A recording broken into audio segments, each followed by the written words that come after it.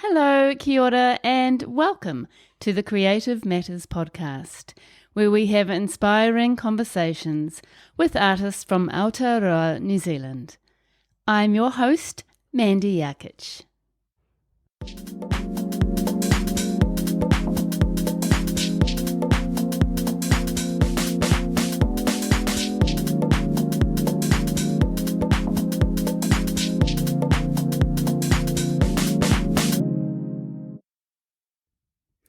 Hi, and welcome back to the Creative Matters podcast. Thank you again for being here.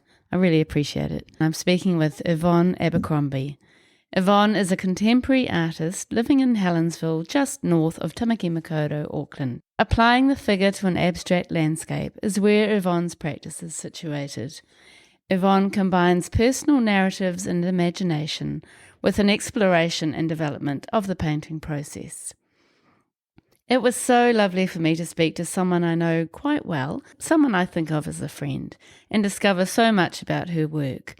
In this episode, Yvonne talks about her love of traditional hearty cooking and how that translates into her paintings and how she handles paint. And she speaks of her love for dressing well and accessorising, which everyone who knows her will know about, and how that contrasts with the use of colour in her work. We talk about how painting realistically felt disappointing to Yvonne, how she finally found her identity and ways to express her personal stories in a less realistic form during her master's degree, and how she transitioned from studying painting at uni to managing her own painting practice. Yvonne describes her work as abstract figuration paintings, personal or reimagined narratives, but not necessarily expressed in the traditional way, that develop organically, largely about the human condition, existence, who and what we are. She shares why she likes to paint the naked form, exposing rawness and vulnerability and symbolising the narrative. Yvonne goes into great, fascinating detail about her painting process and her yearning and drive to create something she has never seen before. We discuss how she landed into community art spaces, how working in these diverse artistic environments contributes to her art practice, and the benefits she sees in community art galleries. Yvonne is showing her latest very beautiful work in a joint show entitled Reimagined by the Muse, which opens this week on June the 25th and runs until July the 10th, 2024, at the Frame Workshop and Gallery in Herne Bay, Auckland. Hi, Yvonne. Hi, Mandy. Lovely to see you and have you here in the studio. Oh, it's absolutely wonderful to be here. It's great because we are friends, yes. And we met quite a few years ago through Kumu Arts, which was lovely when you were working there. And we've always connected with fashion and art, and then you've also connected with my husband George with music. So it's lovely. You've never been to our place, so it's so good to have you here. Yeah, and it's a beautiful day out in Muriwai, so lovely to be here. It is great, and welcome to the podcast. Now, Yvonne, I am really excited to hear about your practice. I've seen your paintings and loved them for a long time, but have never really heard the stories behind what you do. So looking forward to that. We have a joint show coming up called Reimagined by the Muse, and that is at the Frame Workshop and Gallery, starting on June the 25th and finishing on July the 10th. And it's a joint show with Charlotte Robertson. Yeah. Can you tell us a little bit about that before we start, before we go back into your sort of childhood and upbringing? Yeah, sure. It's been a very exciting exhibition to work towards. I've been working on a new body of work and a new series, and that's always fun to have a show on the horizon to kind of think about and figure out how to kind of move and change your practice a little bit or not, and create a new series, which I have done, and also to get to know another artist. I love collaborating with shows, and Charlotte Robinson, I've never met before or spoken to before, so the conversations that we've had have just been really wonderful. I've seen a lot of her work now, but to hear from her and hear about her practice and what actually goes on behind the scenes of her process is part of the reward of having an exhibition, I think, is learning more about other people and other artwork. I did a bit of writing, which is on the website, about the combined show, and that's always a tricky thing to do as well, because there's similarities in each work. Charlotte's very much resembles folk art style, and my work's quite narrative, thick textural. Charlotte's is also textural and has a lot of characters and symbolism in it, but there is a lot of diversities as well, so the meaning behind both practices can be quite different. But I think a lot of what's similar to both our work is we put a lot of our personal selves and personal world and personal lives in the practice. So to see both diverse works on display with that similar element, I think is going to be a nice surprise in terms of a joint show. Yeah, that sounds like a really beautiful combination. Yeah, looking forward to it. All right, so how did it all start, Yvonne? How it all started. So when you talked about childhood, I suppose I should go right back I was brought up in Matakana in the country, back before it was modernised. Most of the roads were gravel, so and it wasn't highly populated. So it was a nice little township there. My mum and dad were separated, so I frequented between the two homes, but mostly situated at my mum's house. My mum is an artist, and she always has been an artist in different ways, shapes and forms. She's painter, stitch work, knitting, crochet, everything. A lot of what she created in our childhood was all from scratch. So food, toys. She made toys and made clothing, mended clothing. So everything was very handmade, and I learnt a lot from my mum since day one. And a large amount of my family members are artists as well. So my auntie's a painter, my grandma was a painter, right up until she passed away. She was, I don't think she worked a day in her life, but she painted every day, and she was a gardener. And I have brothers and sisters who are into art in different ways as well, and music. So we're all quite creative family, and it's been a part of who I am and part of my culture. We moved to the city, and when I was 11 years old, so a large amount of my upbringing was in the city, and I always missed the country life. It was always part of who I am. I even like country music. It's very much me. Not that reminds you of country settings, but it seems to just be a bit about who I am. And country eating, country food, a lot of slow cooking. Good old hearty dinners. Yes. Yeah, and I love the way that you capture your dinners at times on Instagram. And it always looks sort of wholesome, hearty, delicious, kind of not really old-fashioned, but sort of good old traditional healthy feeding. Yeah, well, it feels like it actually kind of resembles my artwork in a way, because it's traditional, hearty, but so abstract at the same time. Like, I'm really into my pickling now. That's my big thing. I do like smoking as well, smoking meat and smoking vegetables and creating different flavours out of that.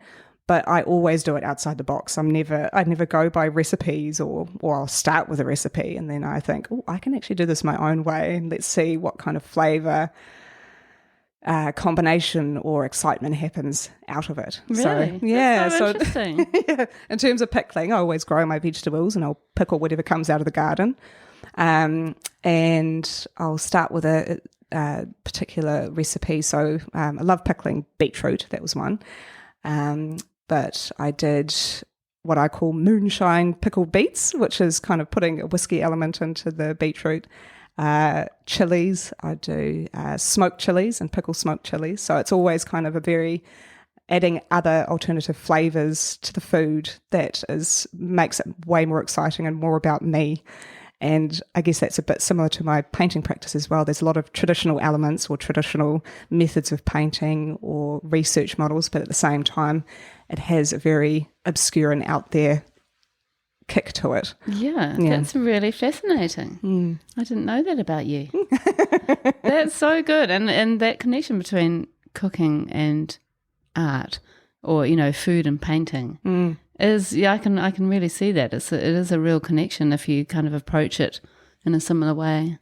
Yeah, and I think especially where my painting is at the moment as well is very sculptural, very thick, and the comments I get back a lot is it's edible. I can eat it, and it's true when I'm painting or if I'm being very heavy. There's a delicious element to it, when you're moving the oil paint around and situating it.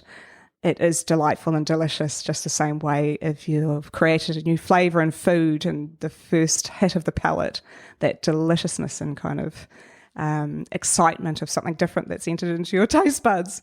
Yeah, it's very similar. Yeah, love that. As a teenager, Yvonne, were you interested in art, and were you starting to kind of discover your skills in painting?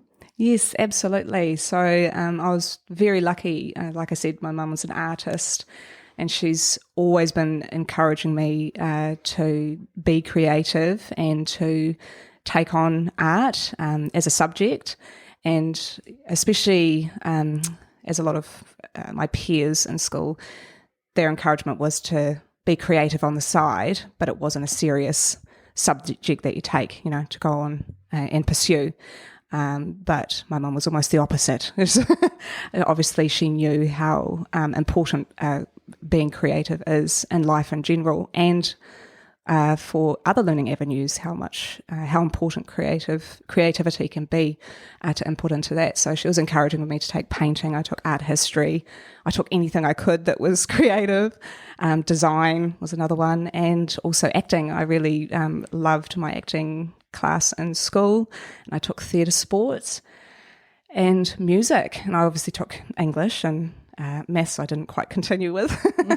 And I think I was a very shy girl in school, and all those avenues really brought out a different side of me that and definitely developed an identity in me that, even though I knew was different maybe to other people, I accepted and I pursued, and it became a huge part of my life and something that I really love. So I was, absolutely very lucky to be very involved in the arts in school. Isn't that great? And that's quite a rare thing for parents to be encouraging their children down that path, sadly. Yeah, it is sad, but I feel very fortunate to be one of the rare ones that's had so much support from me in that area. And what did you do when you left high school? Well, I got a scholarship in the arts when I left when I graduated high school. I won awards from fifth form, sixth form. Well, it was called fifth form, sixth form back in the days. And when I left seventh form, I got a scholarship to continue tertiary. It was an interesting time for me because obviously I loved painting, I loved art, but I guess leaving school, there was probably a lot of other things that I thought, I could try or do different things. So I did use the scholarship to start an undergraduate arts degree at Unitec, and I did the foundation year there. It was very challenging, very different. And I think just where I was at that point in my life, I didn't continue it. So I stopped after the first foundation year. I went and travelled, just worked hospitality and just did different things. And I went back to tertiary at a later point in my life, actually, about 28 years old, I think I was. I was absolutely stoked that I did that at that point in my life. Not that I thought it wouldn't have been all that it was when I left high school, but I think going back at a later age and I'd settled down a little bit more, I was a lot more conscious of what I was studying and why. Obviously, when you have to pay for your student loan as well, you have to really consider and think, is this what I want to do? Where is this going to take me? And you've got the time frame, whether it be 3-4 years or whatever the degree might be. Do I have the capacity in my life right now to put everything on hold to study for that period? So there was a lot of sacrifice that went into studying at a later age. which just meant there was a huge, I think the reward from studying at that point was a lot greater than it would have been had I left school. And the commitment. Absolutely, yeah. Which doesn't discourage school leavers studying in any way. That was just where I was in life, I think, and what it meant to me at that point. Yeah. It's so good that you returned. Yes, absolutely. And I loved it so much that, well, I loved it. It was very challenging. But at the end of my degree, I didn't quite think or find that I had reached a point where I had my own art practice, that if I'd left at the end of my degree, I didn't know if I was going to continue painting. I knew I would have kept painting, but I didn't have a solid practice or a vision or a style that I was confident in. So I continued straight on to do my master's at that point. And this was in a degree in fine art? Bachelor of Design and Visual Arts is what it was called at Unitec, but it was painting. So they have different names. They keep changing the names as well. I think it's something different again now. But it was painting. And when I went on to do my master's, it was called Design by Project. So you get to choose your project, which was painting, but it was just 2 years of me being in a studio with canvases and paint and really just pushing my practice, contextualizing the work and obviously breaking down a lot of barriers. And because it was you weren't going from brief to brief like you do in a degree, it was just beginning to end. This is you. This is your studio. Just paint. That sounds fabulous. Oh my gosh. It was the best, most rewarding time in my artist's life. Yeah. Really? Absolutely. Yeah. Wow. I mean, what a fantastic opportunity to have time and headspace. Yeah. But why do you think you didn't end up feeling like you had your own defined practice? I think I just, again, as mentioned in the degree where you go from brief to brief, there's great things about that because you're challenged to do different things, go down different avenues, gather different learning methods, research methods around different areas of different types of practices, which when you settle on something, I guess you kind of feed more of the, whatever you've learnt into your practice and continue with that. But because it was quite stop-start for me, and it could just be, everyone learns differently, I felt that it stop-started progression and I couldn't quite figure out where I was really going with my work. And a lot of it is head-based as well because I've always painted. I've always painted figuratively as well, but I've always painted from either life or photograph. And you get really hung up on having to paint everything very realistically.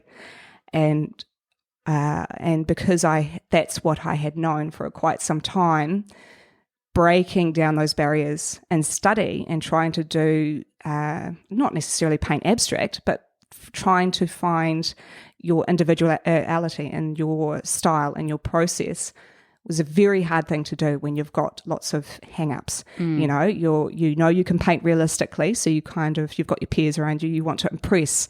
They see that you can paint this like a photograph and you get the ooh and the wows. But it was always a disappointment to me because, and again, this is not to disregard people who paint realistically. It's an exceptional skill. But for me, I was looking at the photograph. I paint the photograph and then I paint the painting and then I can just see the photograph. There was nothing that excited me. And I did, again, from brief to brief, try and break some of those things away, but it just wasn't enough to substantiate my practice and go, this is what it is. I'm on that roll now. I can just go and paint. Going into doing my master's degree, it was just a 2-year period of no stop starting, and it was just 100% working on your practice, finding your identity in your work.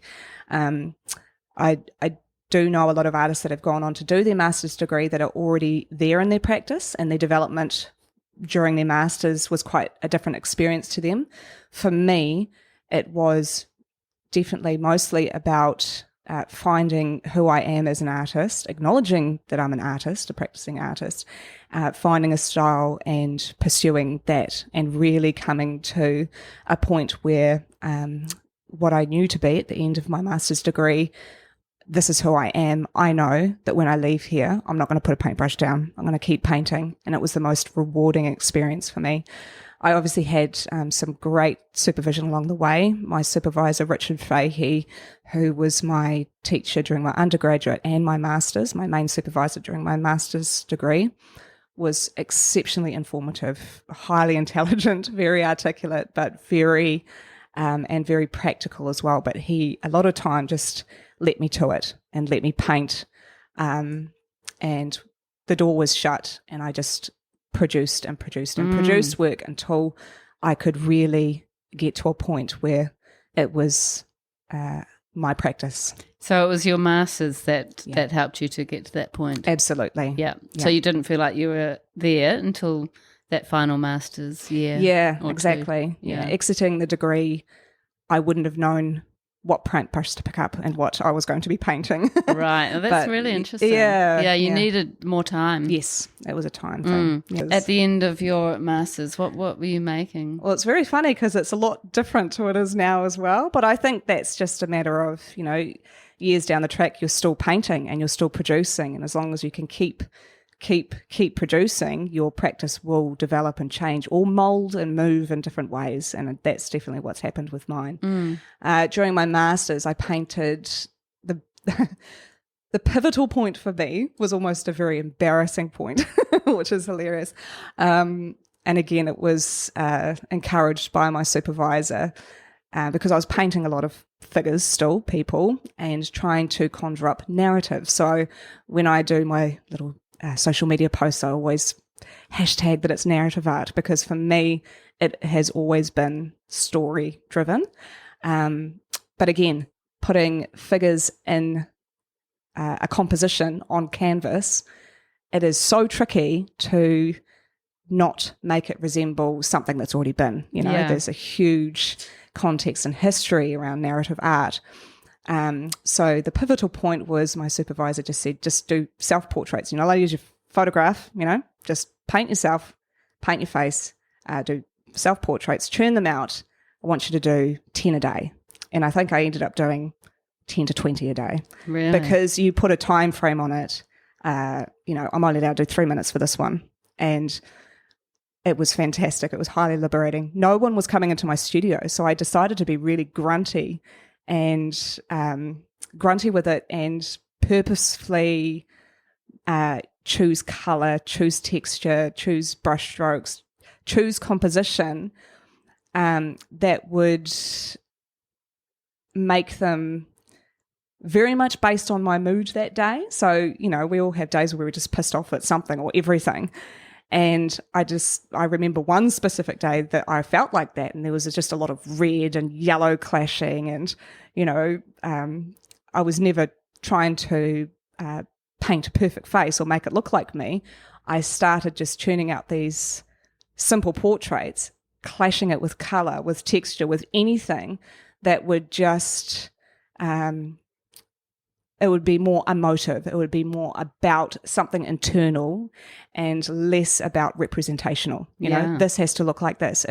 This has to feel like this. And it was a huge challenge. It was annoying at times. It was, like I said, it makes you very vulnerable because you're constantly looking at yourself. I mean, that's a hard thing to do. I can't say I love it or loved it, but when I changed it into these, and I called it this at the time, so it's fine, ugly portraits. I loved that. Like you said at the beginning, I do like to present myself well. I like to, wear pinks. I like to coordinate. These paintings were far from that. They were about mood. They were about everything else that is about me, but doesn't represent on the outside. Yeah, that is so fascinating. Yeah.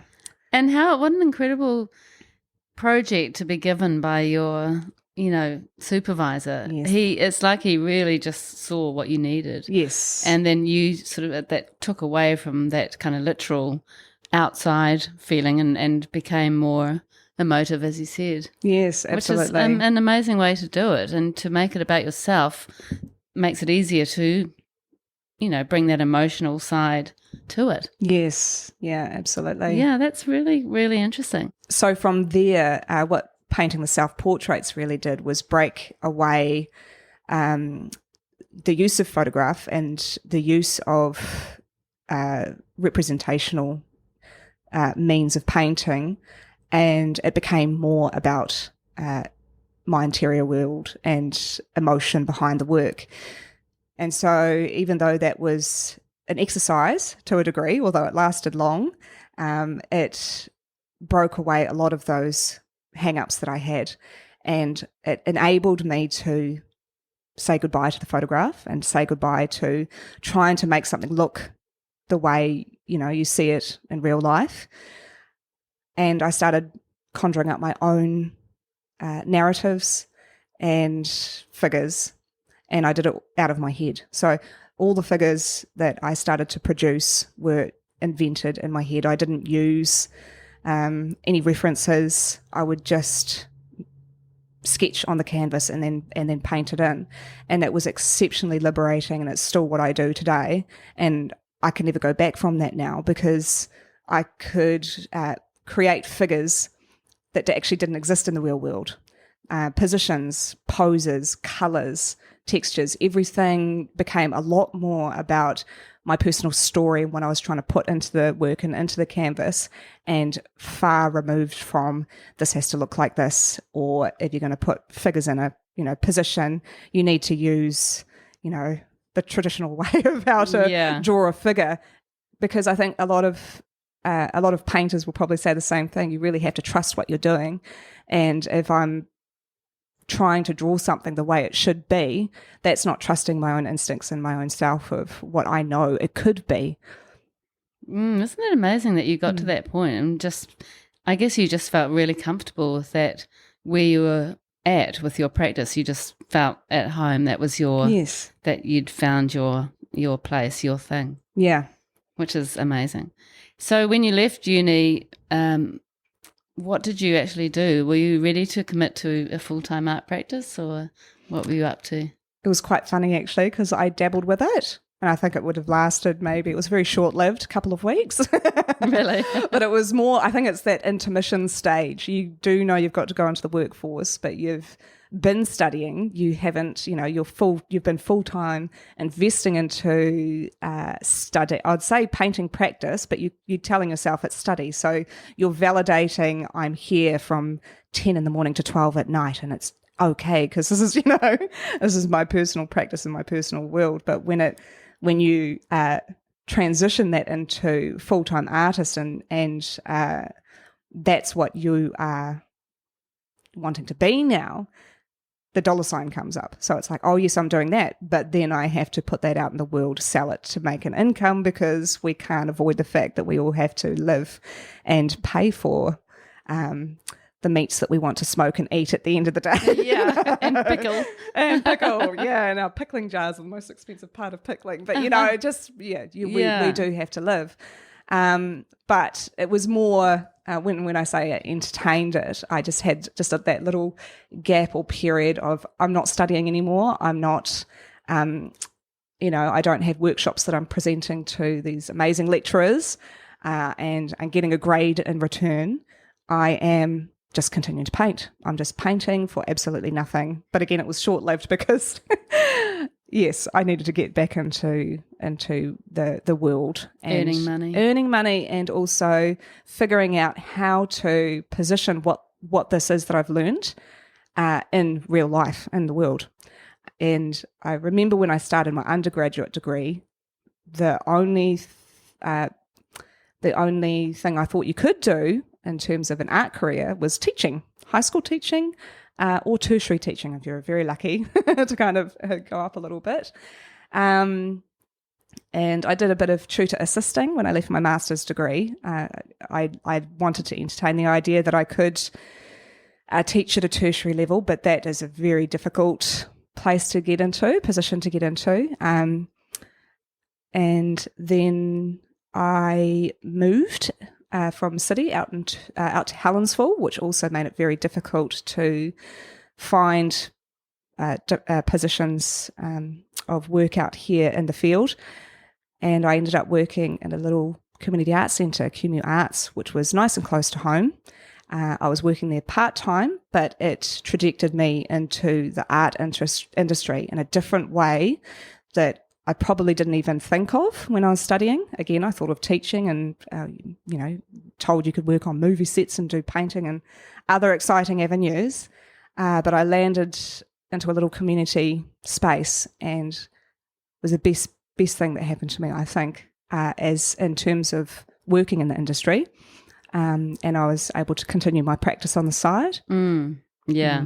And just being inspired and motivated by what you're seeing coming through the gallery and the connections you're making with artists in the community, Absolutely. I imagine was really helpful. Absolutely. And I think especially you're very individualised when you're studying as an artist. It becomes a lot about you. And when you stop studying, you think, oh, I have to hit the art world now with my work. I have to, for me and for others to see who I am as an artist, it becomes very, very much about you. But then landing in a community art centre and into that scene, it is very giving and it's very receptive. So you get a lot of different types of artists come through the door in terms of public galleries or private galleries, especially the ones that I visit. You know what type of art you're going to go see, or you know the artists that are there, they're well known, or and there's usually a selected handful per gallery.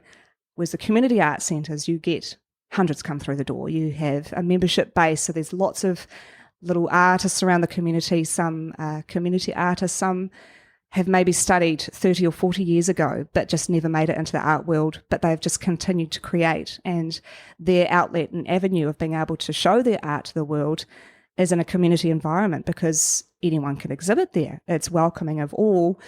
And so you get such an eclectic range and variety of artists and diversity that I'm not going to say is better or worse than the rest of the art world. It's just different. It's diverse, and it just enriches the culture of what art is in society. Yeah, absolutely. I really believe in the value of community art centres and community galleries. And now you are the manager of the Helensville Art Centre. Yes. Which is amazing. And you're working on, all sorts of exciting developments with that place. So can you please describe, as I ask most guests, to describe your paintings to someone who has never seen them? To put it in short, I call it abstract figuration now, because there's a lot of elements to my painting that is not, like I said, it's not familiar. You can't look at it and go, well, that's a teapot and that's a figure and there's a little scenario outside. It's a lot of the landscapes that hold the figures are abstracted, and it's done very purposefully. There's like I mentioned in my master's degree, when I'm talking about colour and clashing colours together, a lot of what is contained in the artwork is the paint doing the talking. So there's figurative elements, and because everyone can connect to people, to figures, there is usually loaded content within that. And the rest of the painting is about texture, it's about colour, it's about what does work together, it's about what doesn't work together in a very purposeful manner, because it speaks on its own and it speaks very differently, and it challenges our visual perception of what is right and wrong in art, what is beautiful, what should exist, what doesn't. But because you're offering it to people on a canvas, you're saying, this does exist, this is my world.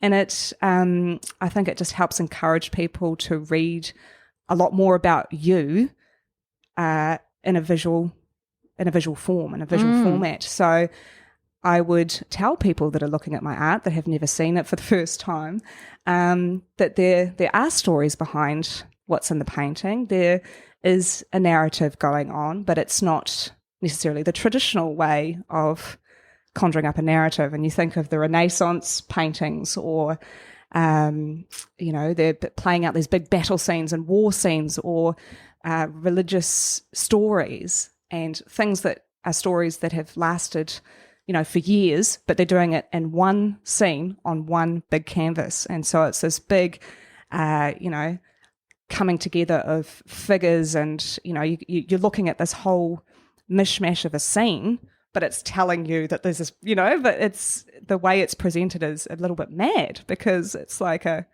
war that may have existed for a long period of time on one canvas. Yeah. Whereas this is almost a simplified version of it, but there's a lot of context and story behind the one simple scene on a canvas. So it's heavy, but because it's withdrawn from a lot of subject matter and symbolism, and a lot more about colour and texture, I feel, it's, I wouldn't say it's simpler to read, but it's a different way of looking at a narrative painting. And you have a narrative in your head as you're painting. Yes. Is that something that you've thought about? You've created a story in your mind and then you're responding to that, or does it develop more organically? I'd definitely say it's a bit of both, actually. The majority of my works, especially my recent works, are things that just exist in my world and they happen organically.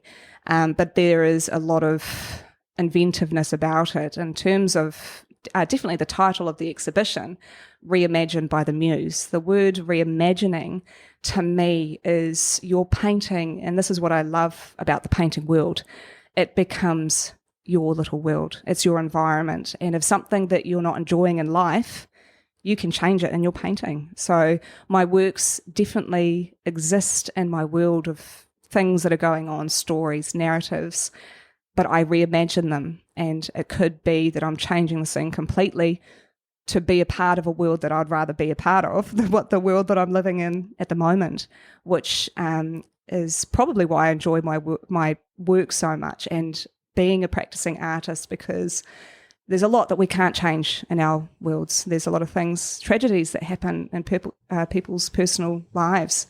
But the act of art in any way, sculpture, photography, painting, all forms of art, you get to personalize that world for yourself. And if there's something you're not happy with, you can create an environment where it is invented that it's still reality, but it's the reality that you would like to see. Yeah. That's a really, I like that. So when you're thinking about that story, are you thinking mostly figuratively, and that is your sort of the key element of the story, and then you're adding an abstract background? Absolutely. Actually, yeah. I mean, it's largely about the human condition. Not one person can say I'm not a human. I don't exist. Everything to me, or the beginnings of a painting to me, definitely exist around the human condition, around existence, around who we are, what we are.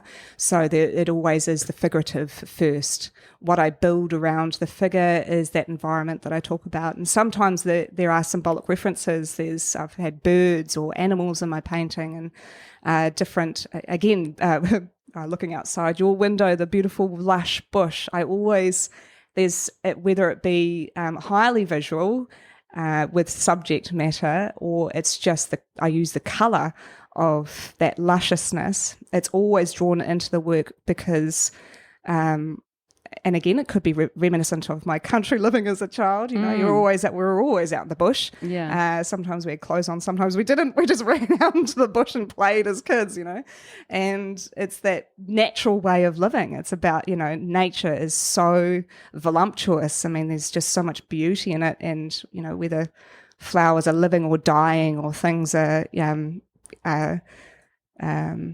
coming or going, everything has just such beauty in nature, and there's a lot of that in my work. It's really, really beautiful, very powerful work.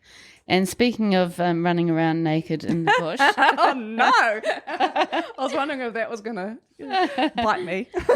No, it won't bite you. A lot of your figures are naked or have a bikini on, or are in sort of a certain state of undress. Yes. Why do you think that is? I love that question for many reasons. One is because it is something, obviously, because it's a subject in my work, it's a question that's been asked in the past, and a lot of those questions come from my supervisor, actually, Richard Fahey. And there's there's good and bad about it. I used to really react to it because it's like, oh gosh, you can paint what you want. You don't always have to, answer those types of questions. But my supervisor, and rightly so, said, in your career, if you're painting a nude, or if you're painting, it doesn't matter what you're painting, you're always going to have to give a reason to why you're painting that. And I absolutely agree. If I can be so surface level about with my answer, there is just a lot of beauty, a lot of texture in the naked form. And that's just a very practical reason. Painting the skin, painting figures in their natural form. I wouldn't say it's easier, but when you put clothes on it, you're working with fabric, you're working with a different type of texture, you're working, and you're covering up things that are really, delightful to paint. And when I talk about the figure, and especially the female form, that's so sculptural, there's just lovely forms and lovely, just lovely areas that you can just really bring out, especially with my work being so heavy and thick. It becomes very sculptural. You think about some, famous sculptors of the nude, and they always have that loincloth over, but, they kind of got that classical pose, and they've got, the naked breasts there. But it's true, if you're putting fabric over that, and it's just a different sculptural element that you're having to work with, when the actual female form is beautiful and sculptural in itself to work with. And then the other reason, in terms of narrative, I think when we're talking about the interior world, and we're talking about personalizing the subject, a lot of that is very raw. It is very vulnerable. It is very true to self. And when you're painting figures and you're painting people, it is symbolic. It is referencing something. And if I'm referencing my interior world and being truthful, then painting nude, painting naked, is raw, it's natural, it is imposing, it is exposing. And for that very reason, it's symbolic of the narrative. The narrative itself, even though it's covered up by all these veils, you've got, like I said, you've got colour, texture, you've got clashes, the naked form, traditionally, everyone wants to make it very beautiful, soft, rendered. And then here I am attacking it with clunkiness, with a whole different type of brush hits that hold paint so differently with different lines. And as I mentioned with the self-portraits, it's like ugliness, but it's not. It's beauty at the same time, because the paint itself is moving, it's speaking, and it's containing a lot of the beautiful elements of art. Yeah, it is so true. And your paintings are so fascinating in that when you look at them from a distance, you can see that they are figures. And they look actually you can't really get the sort of feel of the texture and how you've actually applied the paint from a distance, possibly. But as you come closer, you realise that the way the paint has been applied is so unique, but is still creating a really beautiful form somehow, even though it's kind of breaking rules and doing something very different. How do you actually bring the paint to the figure? So I always put a background down, and again, it's to do with the mood, or to do with if I've got an initial idea of what the narrative might be. There's always a colour that symbolises it, and so my background colour, and this is a method actually I learned when I was in high school. My high school teacher, Jill, was exceptionally, she was very good. And she said, whatever mood you want in your painting, make sure you put that down as your first colour, as your background. You always have to have a background, because if you don't, it's just the canvas, particles that show through in your work. But if you put a colour down, the colour will show through. And I just have always kept that in mind. So if I have a mood or a theme behind my work, the colour that I first apply is usually to do with that, because it's either left in areas, so it always comes through, or if it's heavily, thickly painted over, it's always there to some degree, even if it's just a little bit around the edge, so you see what was existing before. And then layering up the process, is obviously the fun part for me. Yeah. I sketch in figures, and they don't always stay. I sketch in sometimes, like I said before, different subject matters, whether it be birds. I definitely don't resemble birds that exist. It's kind of like a mishmash of different types of birds in one. I like to create, and it's the same with the figure. I like to create my own creatures or create my own, subjects. And they exist just as much as the figure exists if it's purposeful. And then I will either paint the background or the figure first, but it's and that's just a conversation. Whenever I'm painting, it's always a conversation with the canvas, a conversation with the work. And for whatever reason I paint which area first, it's always just because that's the bit that needs to play out first. So if it's the figure, it's because it's very heavily driven by the figurative story or, the figurative element that's going on.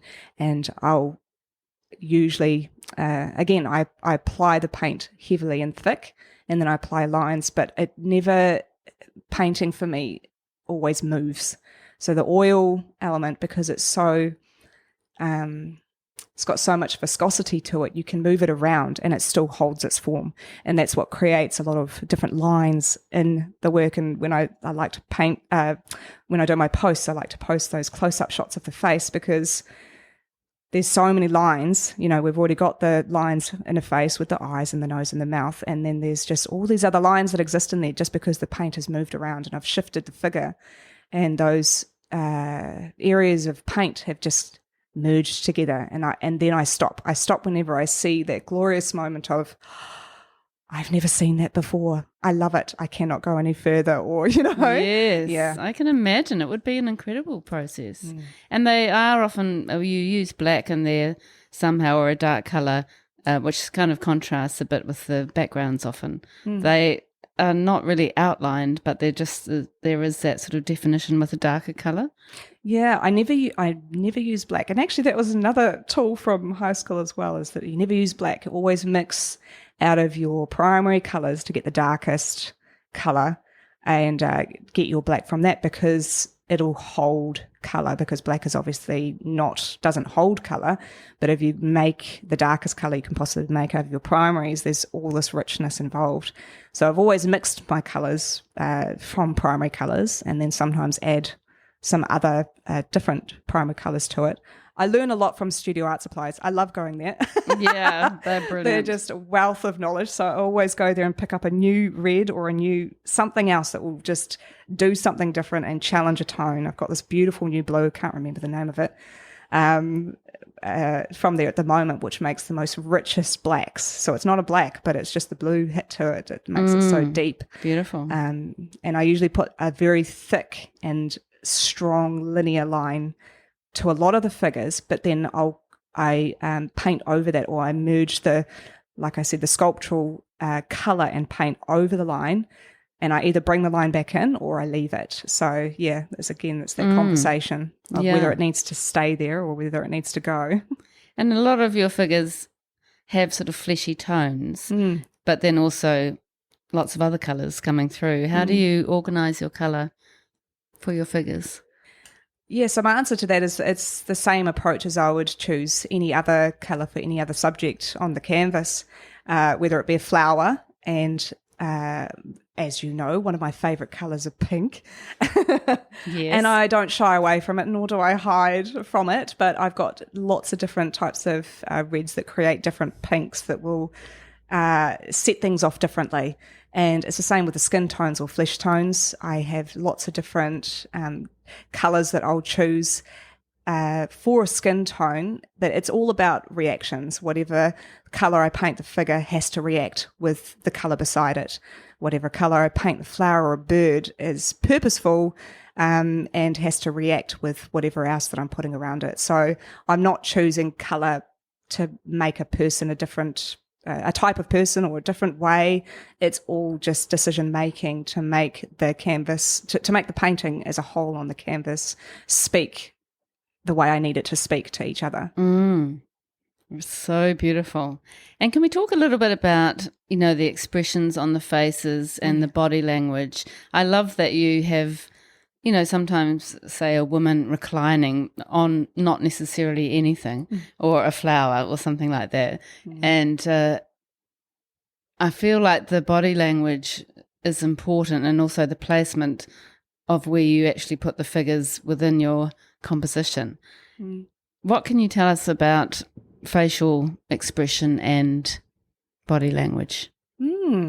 I love that question. Actually, I love all your questions. Thanks. They really make you think about your work in ways that I wouldn't have normally described my work, and I love that because it's it's fun for me to think around that. We'll talk about the placement of the figures first, and I like to I guess the way I describe it is they're always in limbo. So when the figure is positioned in a way that sometimes it's a little bit thwart, it's, elongated or in a position that looks like you shouldn't really be sitting or lying in that way, but they always look very comfortable.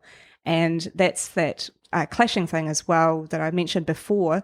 If a figure's looking kind of a bit more obscured or not necessarily positioned appropriately, whatever I position around it helps the figure sit and becomes appropriate or becomes, situated in that world that I'm creating. And I love that because it makes the work go from ordinary to extraordinary, because you're not going to go to a cafe and see these people sitting at a table and sitting like that. It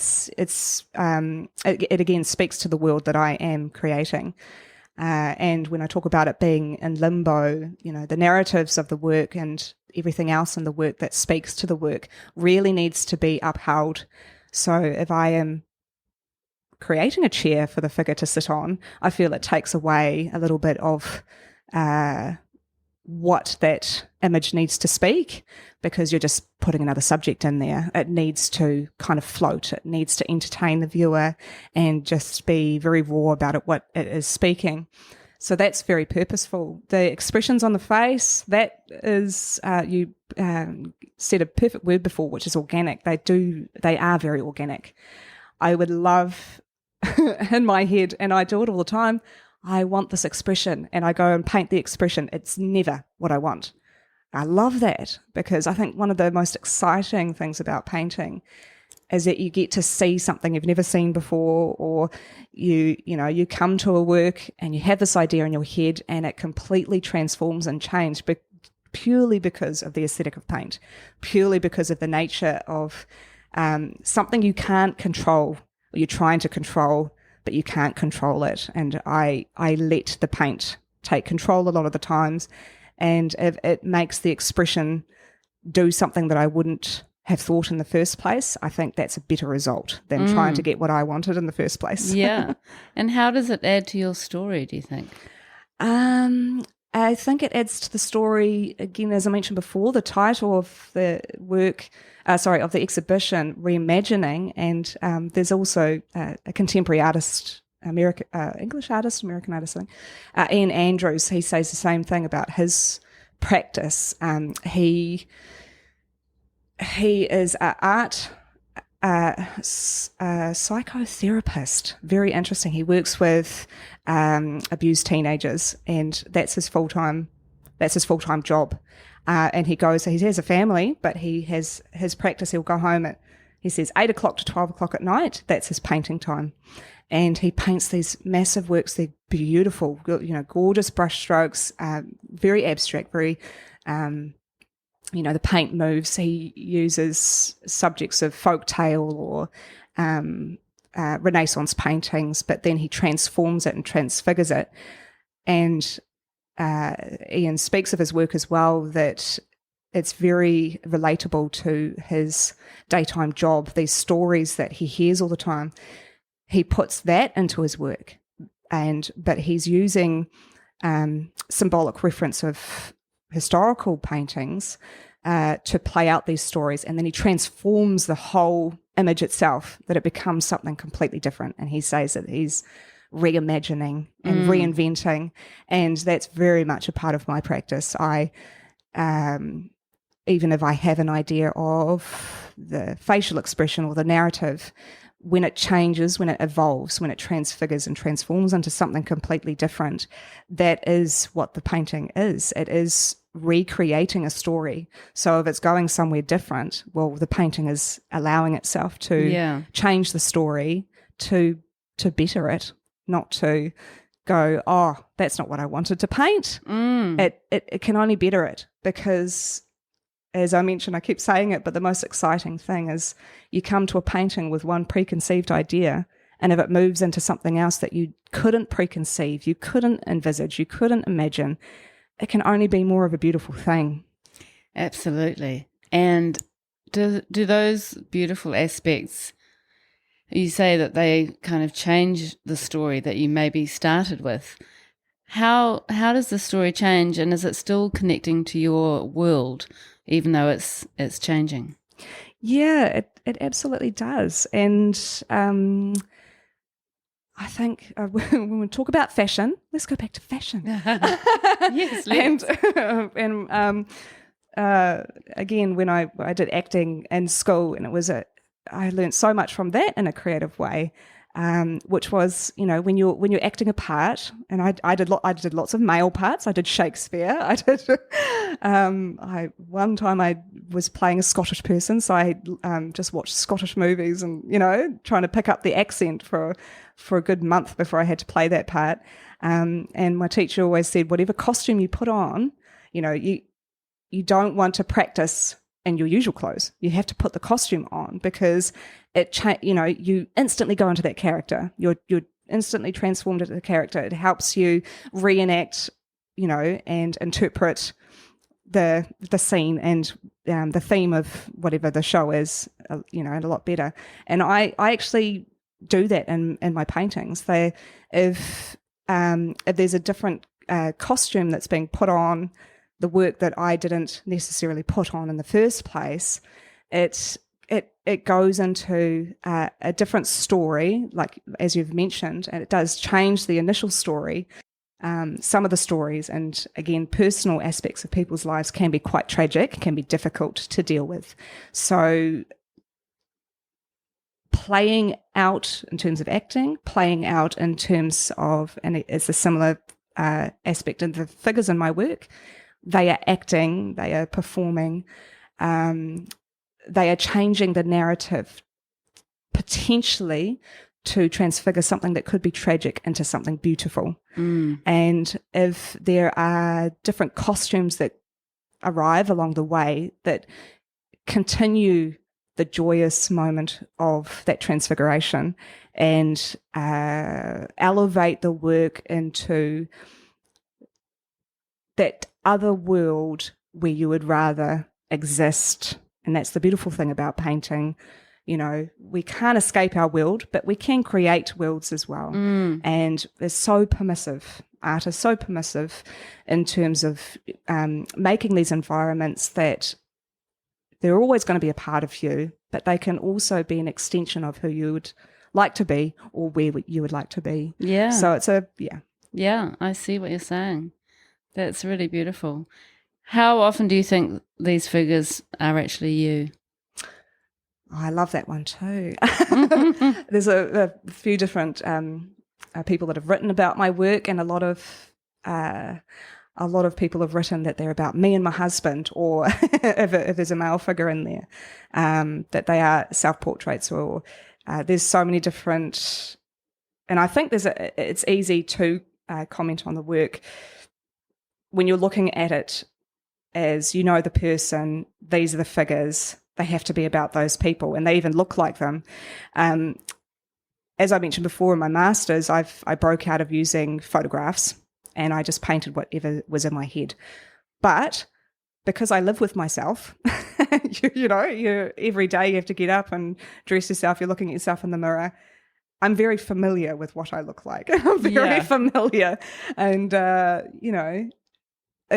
if I'm painting figures, it's and they're out of my head, it's very evident that they're going to be a lot I'll approach them a lot in the way that I know is how I look or how I see myself. When they're personal stories, yes, there is a lot of me in the works where there's multiple figures. Yes, they can be alter egos, an extension of who you want to be is something else. So, so some of it's narrative where it is scenes of other people on the canvas. They just evidently sometimes look like me, or sometimes they are specifically me, but played out in different ways. So all this beautiful work that you're creating, how do you actually get it out to your audience? I do. I'm very active on social media. I've got my Instagram. I've got a website, which I'm actually doing up a bit more at the moment, so it's not public right now, but it's just in the process. And a Facebook page. I like putting my work out through social media because it's a way of people seeing work that can't necessarily go and see your work at exhibitions or shows. Or if I'm not having exhibitions, I'm always painting. So I'm always producing and I'm always creating something new. And because it's enjoyable for me, an enjoyable process, I love people seeing that process. So social media is joyful in that sense. In terms of selling my work, I've never actually been one of those artists that I have to paint to sell. And a lot of that was part of the breaking down barriers through my study years, because there's a huge hang-up of when you create work, what can I create that will sell? And I think that can be a big interruption to really pursuing your process and pursuing your practice, because then you've got this little niggly thing in the back of your head, well, if you do it this way, it might be more sellable. Whereas I've just never had that. If my work, I remember when I had a few exhibitions post graduating my master's, the first one, none sold, and a few after that, I think just a few pieces sold, but it was never a drive for me, and it was never actually to do with what I was doing at all. I was just happy to have my work exhibited and on display for people to come and see. And obviously taking, I like the back and forward of taking your work from the domestic home environment to the gallery context and then taking it back to the domestic home environment. There's something kind of like really quaint about that. I mean, that's where I create my work, is at my home. So it's very much about me and where I live, and you know, it's a part of who I am. So when you put it in the gallery position, it is it just becomes so different, the nature of the work, but also it's exciting because you're seeing it in such a different context. And I know when I go to exhibitions and see other people's work, it's that same feeling. I could instantly see how it would look and position in a domestic environment. That's the beautiful thing of art, because you always want to have pieces in your home. But yeah, so I think it's very liberating for me to, when I paint and come to painting, I'm never thinking if it's selling or not. I just paint. I just love to paint. And have you always had like a full-time or a part-time job alongside? Yes, it's very full-time at the moment. So I manage the art centre in Helensville, as mentioned before, and I've always had work. Actually, it's been very full-time for quite some time. So I had 2 jobs. When I worked at QMU, I was working for another gallery part-time as well. And I would just always prioritise whatever part of the week I had available to painting. And it was, to me, it's not an extension of work. It's not part of my job. It's just I always have to have that time because it's so rewarding and so enriching in your life. It's a part of my. If it can't be my daily reward, it's definitely my weekly reward. I'm always painting every week. And you paint in the evening and the weekend? I love painting in the evening. Getting a bit older now, you do get a bit tired. And I wonder if I need to shift my way of working. But my favourite time of working is when there's just nothing or no one around. You know, at night time, even if there's no one there, there's always someone that could be there because it's the appropriate time to be awake and for people to be walking around. Whereas when it's in the night time, you know, there's no one stirring. It's just you and your canvas. Oh, like really late at night? Well, yeah. Wow. Wow. Well, starting at night and then working through to the late at night it's exciting. It's fun. Yeah. Yeah. And you get that space. Yes. Yes. And I can't imagine your work really lending itself well to commissions. Do you ever do those? No, I didn't. I was tempted to say yes to a commission at one point, which was I had sold a painting and someone wanted a similar painting, but to change one of the animals in it. So there was a lion, and she asked if it could be her dog. And I actually liked that idea. I was like, well, how interesting, and how obviously if they appreciated the style of work that I was doing, they'd have to understand that the dog would be that in that style, like your beautiful, beautiful dog that you've got, the nice, soft and silky fur, but it would become textural and thick and, not necessarily black and white. No, not necessarily black and white. But that didn't proceed, but I was actually quite grateful because for me, once I've done a painting or completed a painting, I have moved on from it. I like to see things that I haven't seen before. And if it's creating the same composition and trying to attack it the same way, that becomes a job to me. And, so it's just not the way you work. It's not the way I work. Yeah, no. And painting can never be a job for me. It has to always be enjoyable, and it has to be new. Yeah, and also that idea of knowing exactly what the end product is going to be. Yeah, wouldn't really sit well with the way you work. It wouldn't sit well with me, and I don't think it would sit well with someone commissioning me to do the work, because if they've got an idea in their head of what they want me to paint, and as we've already talked about my process, it goes through a whole transfiguration, they might not be very happy with the outcome. Yeah. So I think it works for both of us. Yeah, well, that's good that you've worked that one out. All right, well, should we get on to the questions? Sure. Okay, so what would you say to your younger artistic self?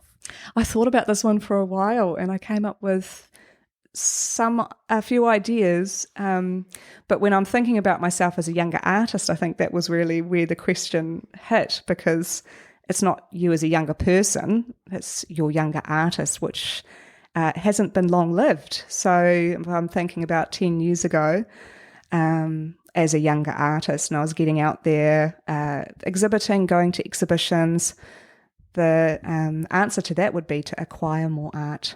Because as you get on and you, the peers that you've been around, that the work that you've admired, definitely a lot of friends that I had during my study years are gone to do great and big things now, and their work, the price of it, I just cannot, I cannot achieve being able to purchase their work anymore. And I'd love so many more of their pieces on my wall. I'd love a lot of other artists that would have been achievable to purchase at the time, and you and ah about it because you're a student, or it's like, when you think about $500, it's like, oh yeah, but my car's going to be $500 to fix, do I want that or a painting? And there have been a few occasions where I've chosen the painting over something else, and I've never regretted it. But what I do regret, when I was in that position of being able to pick up artwork and particular artists' work, is the umming and ahhing and not choosing and not taking and not buying certain pieces, which it becomes, it's the same thing with your work. It becomes very rewarding. I love the artwork I have in my house and looking at every day. Yeah. Yeah. So it's very personal, isn't it? Your own art collection. Yeah. Yeah. Oh, I don't think anyone has given that answer. So thank you. Very original. Great answer. What are the biggest challenges for you as an artist? The biggest challenge for me as an artist, and that I think that one was the longest one I mulled over, is positioning myself. I don't know if I can speak for everyone else, so I'm not going to say positioning yourself. I'll just say positioning myself within the art canon. And again, it's a similar thing. You go through art school, you go through, you have peers around you, and you all feel it's very communal. You're all in the same boat. You're all you're not working, you're just painting, you're very excited, you're very, the art world is, it's a very, very lush place to be involved, be a part of. Like we say, it's so rewarding. And the more that you move on, and the more your peers go off and do other things. And again, this is absolutely, completely not, a competition or jealousy thing. Some people go off and, win awards and dealer galleries and do great things. Some people do other things, change their career altogether or completely. And there's definitely a handful and a bunch of artists, myself included, we just paint. I'm painting. You don't necessarily exhibit any particular place. Sometimes I conjure up my own shows because I love to show my work, and especially being a constant painter, I will call it. You come up with a body of work quite quickly and you want it to be seen, and then you want to move on to the next body of work. But that doesn't necessarily position you in the art context or in the art canon. Whereas, there is just so many different avenues for artists out there, and they're all amazing and they're all incredible, the different avenues you can get to. And I am so proud of all my peers that have reached such great points in the art career. But I guess that as we're personalising it, what's difficult for me is I don't know where I position myself in that art canon, because it is tricky if someone's not representing you, or you're, you have sporadic shows, or, you're not really anywhere. It is tricky to situate yourself. Yeah, I can see that. And yeah, it's not necessarily a struggle, because I think I'm almost in that place where you're happy to exist like that. I do like to kind of jump out of the woodworks here and there, and I've got a show on somewhere, and then you hibernate it again and you keep painting. There's actually quite a little bit of beauty about that. But then I also do love going to specific galleries that I really enjoy, and knowing the artists that I'm going to go see, knowing the handful of artists that exhibit there, and it's that kind of, you feel at home there, you feel like that environment. Which artists inspire you and perhaps inform your work? Oh, yeah, that's another tricky one too. And reading a lot of, listening to a lot of podcasts, everyone's come up with, such a variety. I was kind of like thinking, okay, what's this one favourite artist? I think that's too hard for anyone to answer, that there's just one, because there's a lot of artists that I love and admire that they don't inform my work at all. I just love and admire them, and I like that they're so different. Yeah.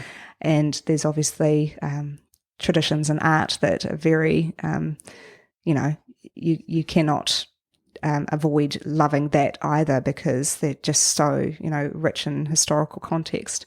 So to break it down, in terms of contemporary artist, Dana Schutz, I really love her work. They're so expressive, figurative, but very much, it's almost like the extremity of what I would think of doing with my own work when I'm talking about kind of transforming and changing the figure and changing the story.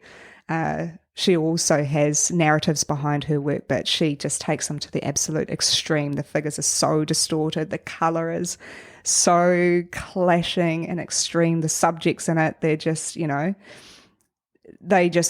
they're wrenching in so many ways that I just love. I love how her work really moves me in that sense. And they're full of figure. They're full of, especially her recent works in 2023. She's got this large, big landscapes of similar to the Renaissance, actually, when I was talking before about all this big scene that happens in one canvas, but in her style, which is just, really clunky, very smooth, but just, it's just so different. And I think I really like that. And George Condo as well is very similar in that sense. He very much abstracts the figure. There's a lot of cubist elements to his work. I love his older work where he's just very sketchy with the paintbrush and really messy in the figures, but he does these just standalone portraits with this very sketchy and kind of khaki greens and stuff, things that you'd think are rough, and it's that ugly word again, but they're so beautiful at the same time. So, and I love that contrast of a figurative artist can really balance that, where it's one extreme and the next that really just positions the work in this really lovely, pretty little place, where I'm sure other people would see it differently, might just think, oh, that's just blatantly ugly.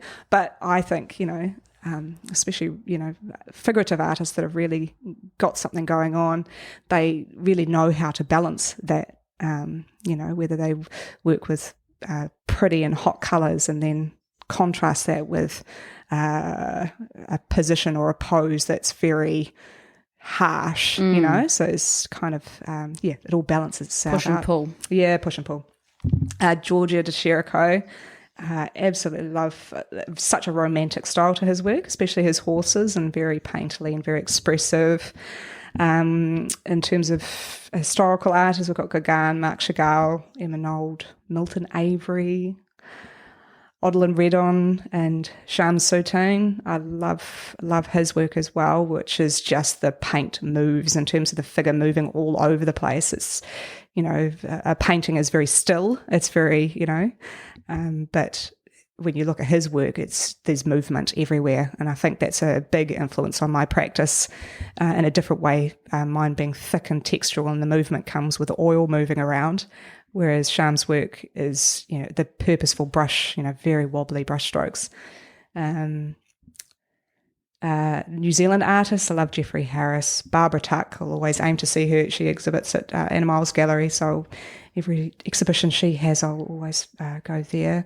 Reese King and Mark Bornius. That is a very good list, and quite a few artists I haven't heard of, to be honest, so I need to go and do some research, write those names down. I'll send them to you. Yeah, please do.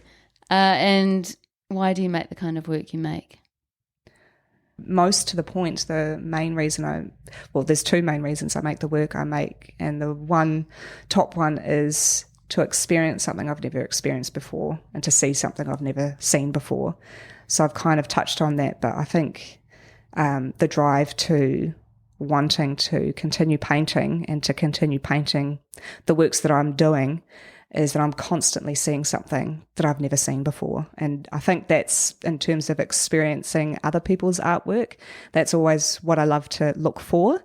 And whatever jumps out at me, like I mentioned, I love Mark Bornius' work. I saw him on display at the Aotearoa Art Fair. I mean, I've seen his work many times before, but it's like that studio space just jumped out at me, and that excitability and, kid-like enthusiasm about artwork, it just brought me to a space that I'd forgotten about, and it was just lovely. And I think when I'm painting as well, if I can get those moments where it jumps and I realise, oh my goodness, I've created something I've never seen before.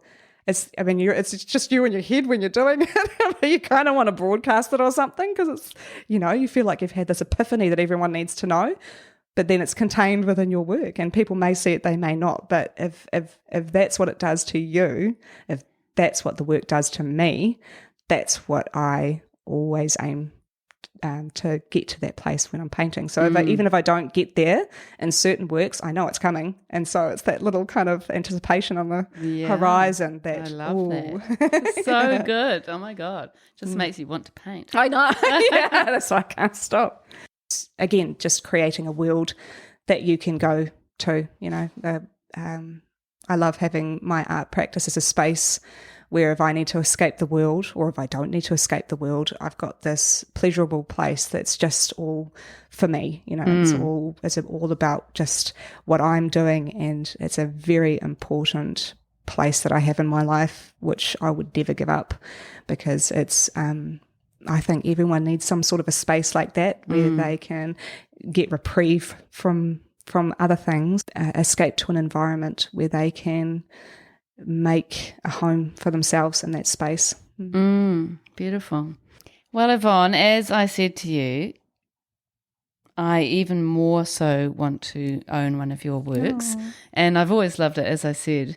I loved your work, but I don't know, just hearing those stories behind what you do and the way that you talk about your work so eloquently has just added another dimension to your work for me. So thank you very much for sharing with us your incredible practice, and I look forward to seeing you at the opening next week. Thank you so much for having me, Mandy. It's been wonderful to be a part of your home, and being a friend as well. It's been lovely to engage in such a in-depth art conversation with you. It's been very rewarding.